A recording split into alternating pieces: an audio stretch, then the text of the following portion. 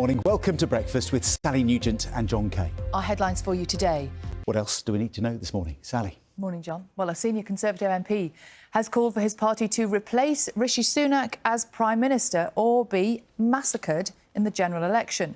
Former Cabinet Secretary Sir Simon Clarke said that the Conservatives need a leader who shares the instincts of the majority. Well, joining us now is our chief political correspondent, Henry Zeffman. Morning, Henry. So this developed, didn't it, late last night? How serious is this for the Prime Minister?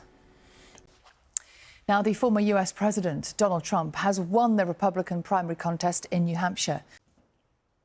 Storm Jocelyn is moving across the UK days after Storm Isha wreaked havoc and left 2 people dead. Flights have been cancelled and trains suspended as wind gusts of more than 75 miles an hour were recorded. Meanwhile, thousands of homes have been affected by power cuts, as Mairead Smith reports. Well, let's go now to our reporter Dave Guest, who is in Keswick Forest this morning. Morning, Dave, and I know that flooding might be a concern where you are. Foreign Secretary David Cameron will travel to Israel today, where he's expected to step up pressure on the country's leaders to allow more humanitarian aid into Gaza. 4 new colonies of emperor penguins have been identified in Antarctica, bringing the number of known nesting sites around the White Continent to 66. They were actually spotted on satellite images, allowing scientists to track colonies that are relocating due to climate change, as Charlie Rose reports. How I felt. They're so cute. On my way to work this morning. Walking in the wind. Trudging like this. Right, it's 14 minutes past 6. I'm not sure how I see it. Such an incredible young man. He's only 17, James. And he set up a foundation called the Grace O'Malley Kumar Foundation. He's got a website. He's beginning that campaign, but he's also doing things like he's organising a cricket match in her name and a hockey match in her name, and he's just determined to keep her name alive and do everything in his life for her.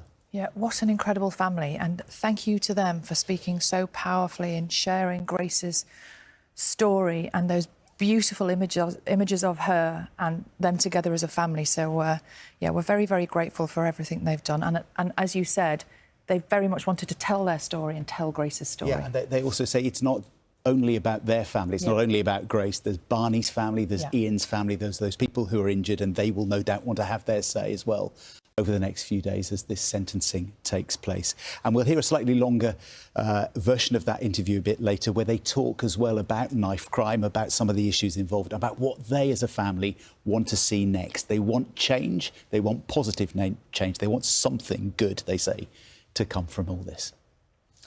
It's 25 past 6. We're going to have a look at today's newspapers now. I'm going to start... Or thinking this morning, I need to get away from all this, maybe a trip to the Caribbean. Wouldn't that be nice? Congratulations to them. Coming up on this morning's programme... But now it's time to get the news, the travel and the weather where you are this morning.